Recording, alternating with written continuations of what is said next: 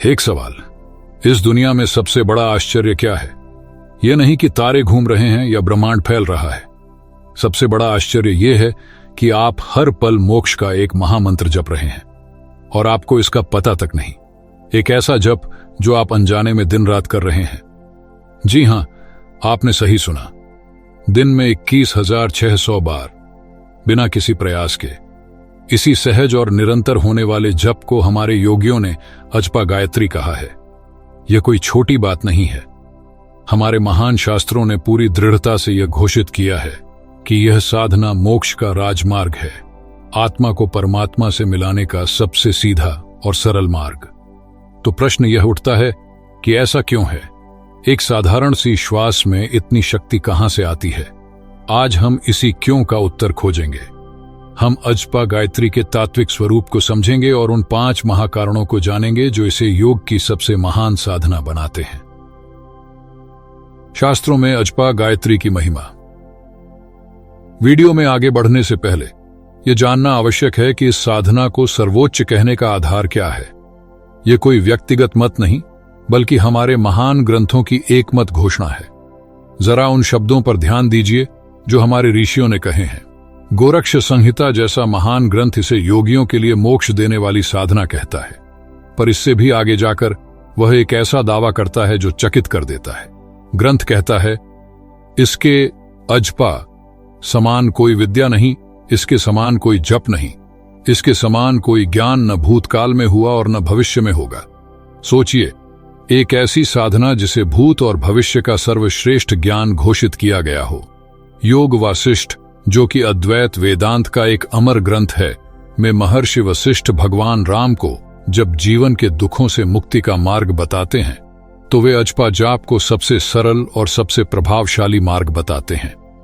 वे कहते हैं कि जैसे जल की धारा बिना रुके बहती रहती है, वैसे ही यह जाप साधक के अंदर बिना किसी बाधा के प्रवाहित होता रहता है और उसके समस्त कर्म बंधनों को धो देता है। यही महिमा हमें अग्नि पुराण में भी मिलती है, जो कहता है कि अजपा गायत्री स्वयं त्रिदेव ब्रह्मा, विष्णु और रुद्र की शक्तियों से परिपूर्ण है और जो इसका अभ्यास करता है उसका पुनर्जन्म नहीं होता। शिव संहिता जैसे महत्वपूर्ण हठयोग ग्रंथ में तो यह स्पष्ट कहा गया है कि जो साधक अजपा जाप में लीन हो जाता है उसे किसी भी बाहरी यंत्र, मंत्र या तंत्र की आवश्यकता नहीं रहती। उसका अपना शरीर ही उसका मंदिर बन जाता है और उसकी सांसें ही उसकी पूजा का माध्यम बन जाती हैं। यह साधना इतनी तीव्र है कि यह साधक की कुंडलिनी को जगाती है और उसे सहज ही समाधि की दशा में पहुंचा देती है। तो आप देख सकते हैं, यह कोई साधारण दावा नहीं है। जब शास्त्र एक स्वर में किसी साधना को इतना ऊंचा स्थान दें तो यह हमारा कर्तव्य बन जाता है कि हम उसके रहस्य को जानें। अजपा गायत्री सहज रूपांतरण का सूक्ष्म विज्ञान। तो शास्त्रों के इन महान उद्घोषों को सुनकर मन में यह प्रश्न उठना स्वाभाविक है कि आखिर यह होता कैसे है। एक साधारण सी श्वास में इतनी शक्ति कहां से आती है कि वह कर्मों के बंधन काट दे और साधक को मोक्ष तक पहुंचा दे। इसे समझने के लिए हमें करने और होने के सूक्ष्म भेद को जानना होगा। कल्पना कीजिए, आप अपने अंतःकरण के एक कुशल माली हैं। क्या कोई माली जोर लगाकर बीज को अंकुरित करता है या उसे खींचकर फूल खिलाता है? नहीं, माली का काम बस एक अनुकूल वातावरण बनाना है। वह मिट्टी को तैयार करता है, जल देता है और सूर्य के प्रकाश को उस तक पहुंचने देता है। फूल तो अपनी भीतरी प्रकृति से स्वयं ही खिलता है। अजपा गायत्री की साधना भी ठीक इसी सूक्ष्म सिद्धांत पर काम करती है। यहां आप मन से लड़ते नहीं हैं। योग का रहस्य यह है कि मन को सीधे जीतना लगभग असंभव है, परंतु जिससे मन जीता जाता है वह है प्राण। आपकी श्वास ही आपके प्राणों की स्थूल अभिव्यक्ति है। जब आप अजपा के माध्यम से अपनी श्वास के प्रति सजग होते हैं तो आपके प्राण सूक्ष्म होने लगते हैं। जैसे एक नदी का तीव्र बहाव शांत होकर एक निर्मल धारा में बदल जाता है, वैसे ही आपका बिखरा हुआ प्राण एक सूक्ष्म ऊर्जा बन जाता है। और योग का दूसरा रहस्य यह है कि प्राणों के सूक्ष्म होते ही मन एकाग्र होने के लिए बाध्य हो जाता है। उसे शांत करने का प्रयास नहीं करना पड़ता, वह प्राणों के शांत होते ही स्वतः ठहर जाता है। जब इस ठहरे हुए एकाग्र मन रूपी भूमि पर आपकी सजगता का प्रकाश पड़ता है, तब आपके भीतर सोया हुआ चेतना का बीज अंकुरित होने लगता है। आपके लिए सिद्धियों और ज्ञान का मार्ग स्वतः ही प्रशस्त होने लगता है। वे सिद्धियां जिन्हें पाने के लिए हठयोगी कठिन प्रयास करते हैं, वे इस सहज मार्ग पर चलने वाले साधक को उपहार की तरह प्राप्त होती हैं। यही अजपा का सूक्ष्म विज्ञान है। यह बल का नहीं, बोध का मार्ग है। यह रूपांतरण को आप पर घटित होने देता है और आपकी चेतना को उस कमल की तरह खिला देता है जो अपनी ही प्रकृति से खिलता है। पंच महाकारण जो बनाते हैं अजपा गायत्री को सर्वश्रेष्ठ। हमने यह तो जान लिया कि अजपा गायत्री क्या है, पर अब वह महत्वपूर्ण प्रश्न उठता है कि आखिर क्यों हमारे शास्त्रों ने इसे सर्वोच्च स्थान दिया? क्यों इसे सभी विद्याओं में श्रेष्ठ, सभी जपों में श्रेष्ठ और सभी ज्ञान से बढ़कर बताया गया? आइए अब हम उन 5 महाकारणों की गहराइयों में उतरते हैं जो इस साधना को योग मार्ग का शिखर बनाते हैं। पहला कारण, सहजता और सार्वभौमिकता। योग की अधिकांश साधनाओं के लिए नियम होते हैं, तैयारी होती है, एक विशेष स्थान और समय की आवश्यकता होती है। पर अजपा गायत्री इन सभी सीमाओं से परे है। यह साधना 24 घंटे 7 दिन आपके जन्म से मृत्यु तक स्वाभाविक रूप से चल रही है। इसे करने के लिए आपको कोई अलग से समय नहीं निकालना। आप सो रहे हों या जाग रहे हों, चल रहे हों या काम कर रहे हों, यह हर पल आपके साथ है। इसके लिए किसी माला, मूर्ति या बाहरी उपकरण की आवश्यकता नहीं है। आपकी श्वास ही आपकी माला है और आपका शरीर ही मंदिर है। और इसकी सबसे बड़ी विशेषता यह है कि यह हर किसी के लिए है, चाहे कोई किसी भी स्वभाव का हो। यह साधना सभी के लिए समान रूप से कल्याणकारी और पूरी तरह सुरक्षित है। यह पारंपरिक शुद्ध अशुद्ध के नियमों से भी ऊपर है, क्योंकि श्वास जीवन की अनिवार्य क्रिया है जो कभी नहीं रुकती और हर अवस्था में अभ्यास योग्य है। दूसरा कारण, आत्मा द्वारा प्रत्यक्ष संचालन। यह इस साधना का सबसे गहन पहलू है। सामान्य साधनाएं हम अपने मन, बुद्धि और इच्छा शक्ति से करते हैं। उनमें मैं कर रहा हूं का भाव होता है। पर अजपा गायत्री जब अपनी उन्नत अवस्था में पहुंचती है तो यह कर्तापन का भाव विलीन हो जाता है। शास्त्र कहते हैं कि इस साधना में सारा कार्य आत्मा स्वयं कर लेती है। जब आपका ध्यान श्वास की लय में गहरा उतरता है तो यह प्रक्रिया मन के नियंत्रण से मुक्त होकर आत्मा के सीधे संचालन में आ जाती है। साधना स्वसंचालित हो जाती है। सोचिए, जब साधना मन और अहंकार के फिल्टर से गुजरे बिना सीधे आत्मा से होने लगे तो परिणाम कितना शुद्ध और शक्तिशाली होगा। यह चेतना को शुद्ध करने का सबसे सीधा मार्ग है जो साधक को सीधे आत्मज्ञान तक ले जाता है। तीसरा कारण, प्राण विद्या का सार। योग का पूरा विज्ञान प्राण का विज्ञान है। हठ योग का सूत्र है, चले वाते चलें चित्तम, अर्थात जैसे प्राण चलता है वैसे ही मन चलता है।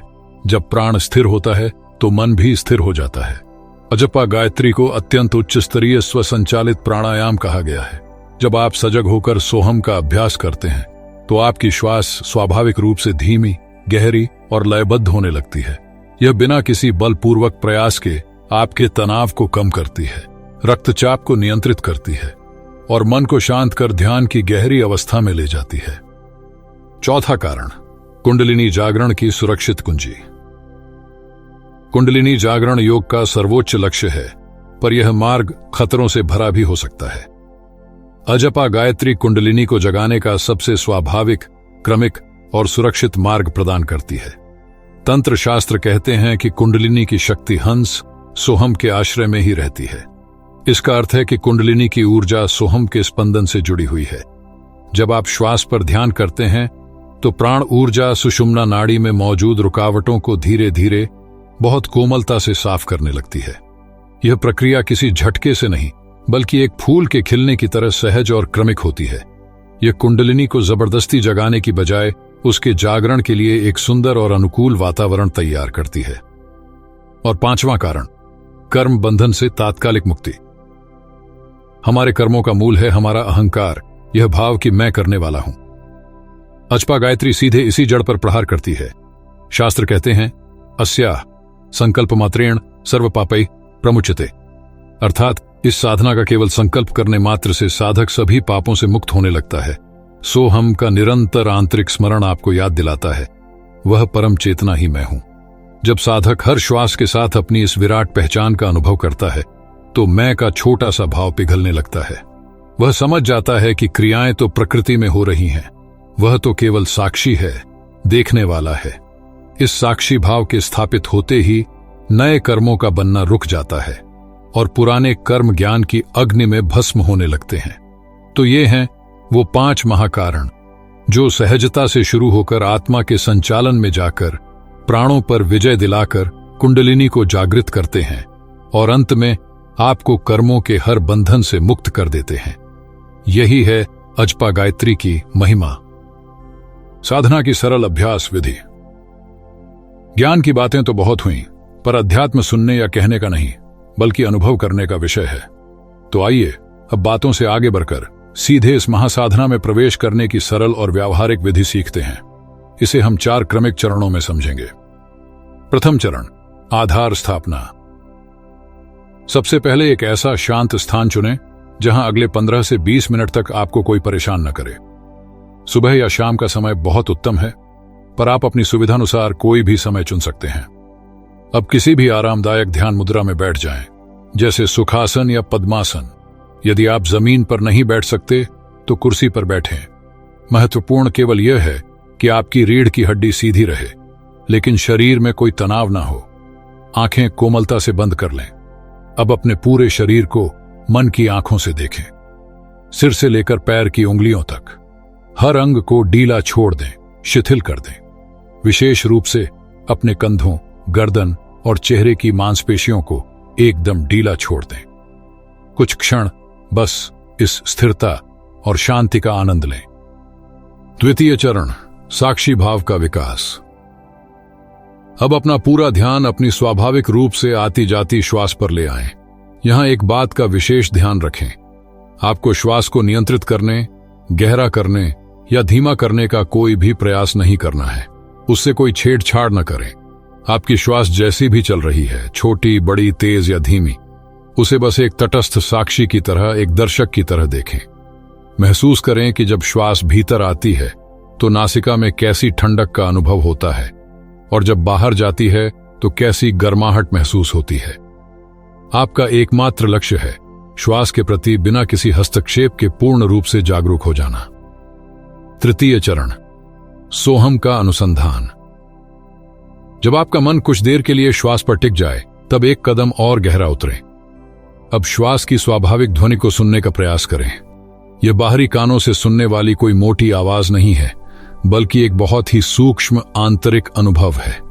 अपनी जागरूकता के साथ यह भाव करें कि जब श्वास भीतर जा रही है तो सो की एक सूक्ष्म ध्वनि हो रही है और जब श्वास बाहर निकल रही है तो हम की ध्वनि हो रही है।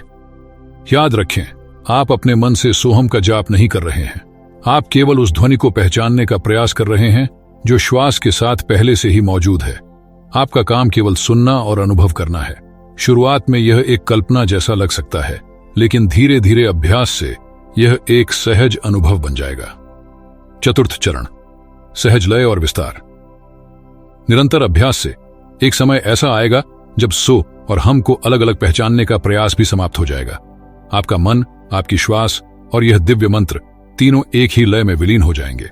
यही वह अवस्था है जहां आपका प्रयास सहज प्रवाह में बदल जाता है। आप पाएंगे कि मंत्र अपने आप चल रहा है और आप केवल उसके साक्षी हैं। जब आप इस अवस्था में सहज हो जाएं, तो इस जागरूकता को अपने ध्यान के आसन से बाहर अपने दैनिक जीवन में लाने का प्रयास करें।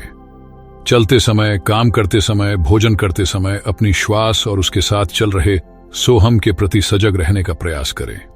लक्ष्य इस साक्षी भाव को अपने जीवन की एक स्थायी पृष्ठभूमि बनाना है, ताकि आपकी साधना 24 घंटे की एक जीवंत अवस्था बन जाए।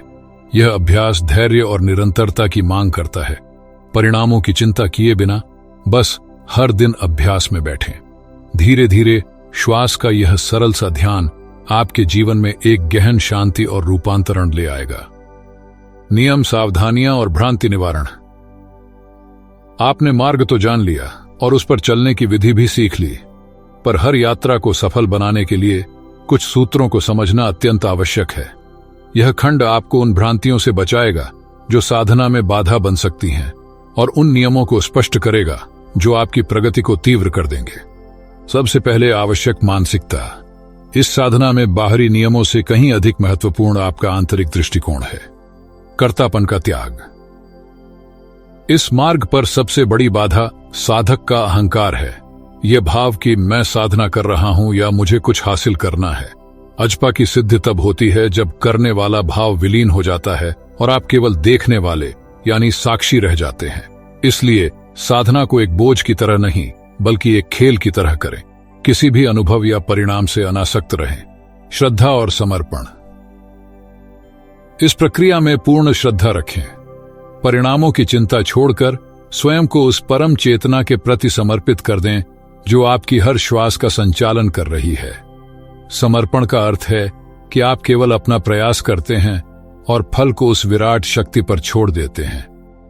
दूसरा, सहायक जीवन शैली। यद्यपि यह साधना कई बाहरी नियमों से परे है, फिर भी एक अनुशासित जीवन शैली निश्चित रूप से प्रगति को गति देती है। यह आपके शरीर और मन में वह सूक्ष्मता लाती है जो आंतरिक ध्वनि को सुनने के लिए आवश्यक है। हल्का और सुपाच्य भोजन करें। अत्यधिक भारी भोजन मन में बेचैनी और शरीर में आलस्य पैदा करता है। जितना संभव हो व्यर्थ की बातचीत और बाहरी शोर से बचें। जब बाहर का कोलाहल शांत होता है तभी भीतर का संगीत सुनाई देना शुरू होता है। नींद पर संयम साधें। अत्यधिक नींद चेतना को मंद करती है। एक अनुशासित निद्रा चक्र आपकी साधना में बहुत सहायक होगा। अंत में सामान्य भ्रांतियों का निवारण। अब कुछ आम प्रश्नों और भ्रांतियों पर बात करते हैं जो साधकों के मन में अक्सर उठती हैं। कुछ लोग पूछते हैं कि क्या हमें बोलकर सोहम जपना है? नहीं, बोलकर जपना वैखरी जप एक नाव की तरह है जो आपको नदी पार करने में शुरुआत में मदद करता है, पर अजपा उस तैरने की कला की तरह है जिसे सीख लेने के बाद आपको नाव की आवश्यकता नहीं रहती। हमें श्वास के साथ चल रही ध्वनि को केवल सुनना है, बोलना नहीं। शुद्धि अशुद्धि का भ्रम। यह एक बहुत महत्वपूर्ण बात है क्योंकि यह साधना श्वास पर आधारित है जो एक निरंतर जैविक प्रक्रिया है, इसीलिए यह किसी भी शारीरिक अवस्था से प्रभावित नहीं होती। मासिक धर्म या किसी भी अन्य अवस्था में जिसे पारंपरिक रूप से अशुद्ध माना जाता है, इस साधना को बिना किसी संकोच के जारी रखा जा सकता है। अनुभवों का पीछा न करना। साधना की प्रक्रिया में आपको कई तरह के अनुभव हो सकते हैं। दिव्य प्रकाश दिख सकता है, सुंदर रंग या ध्वनियां सुनाई दे सकती हैं। इन अनुभवों से मोहित या विचलित न हो। ये केवल मार्ग में आने वाले मील के पत्थर हैं, मंजिल नहीं। आपका लक्ष्य किसी अनुभव को पकड़ना नहीं बल्कि उस शांत और स्थिर साक्षी अवस्था में स्थापित होना है जो सभी अनुभवों का आधार है। इन सूत्रों को ध्यान में रखकर जब आप अभ्यास करेंगे तो आपकी यात्रा न केवल सुरक्षित होगी बल्कि अत्यंत आनंदपूर्ण और सफल भी होगी। हमारी आज की यात्रा अपने अंतिम पड़ाव पर है। हमने जाना कि अजपा गायत्री का मार्ग प्रयास से सहजता की ओर एक यात्रा है। यह कुछ करने से बस होने की ओर एक रूपांतरण है। यह व्यक्ति से निकलकर समष्टि में विलीन हो जाने का विज्ञान है। यह साधना हमें सिखाती है कि मोक्ष, मुक्ति या ईश्वर का अनुभव कहीं दूर भविष्य में या किसी बाहरी स्थान पर नहीं है। वह तो हमारी अपनी हर आती जाती श्वास में छिपा है। ब्रह्मांड का सबसे गहरा रहस्य, जीवन का सबसे मधुर संगीत आपके भीतर ही हर पल गूंज रहा है। आपको कुछ खोजना नहीं है, कुछ बनना नहीं है, कहीं पहुंचना नहीं है। आपको बस रुकना है, ठहरना है और सजग होकर उसे सुनना है जो पहले से ही मौजूद है। आपकी हर श्वास एक प्रार्थना है, आपकी हर धड़कन उस परम चेतना का नृत्य है। तो आज इस क्षण अपनी इस यात्रा का आरंभ करें। किसी शुभ मुहूर्त की प्रतीक्षा न करें। आपकी हर श्वास ही शुभ मुहूर्त है। बस अपनी आंखें बंद करें, अपनी श्वास के प्रति सजग हों और उस दिव्य सोहम के संगीत में डूब जाएं। इस अद्भुत यात्रा के लिए आपको मेरी बहुत बहुत शुभकामनाएं। तो आज की इस दिव्य चर्चा में बस इतना ही। आपको यह वीडियो कैसी लगी? अपने विचार हमें नीचे कमेंट में जरूर बताइए। यदि यह जानकारी आपको उपयोगी लगी हो तो इसे अपने प्रियजनों तक पहुंचाएं ताकि अधिक से अधिक लोग इस ज्ञान से लाभान्वित हो सकें। और यदि आप हमारे चैनल पर नए हैं तो इसे सब्सक्राइब करना न भूलें ताकि ऐसे ही प्रेरणादायक विषयों से आप जुड़े रहें। फिर मिलेंगे अगली वीडियो में। तब तक के लिए धन्यवाद।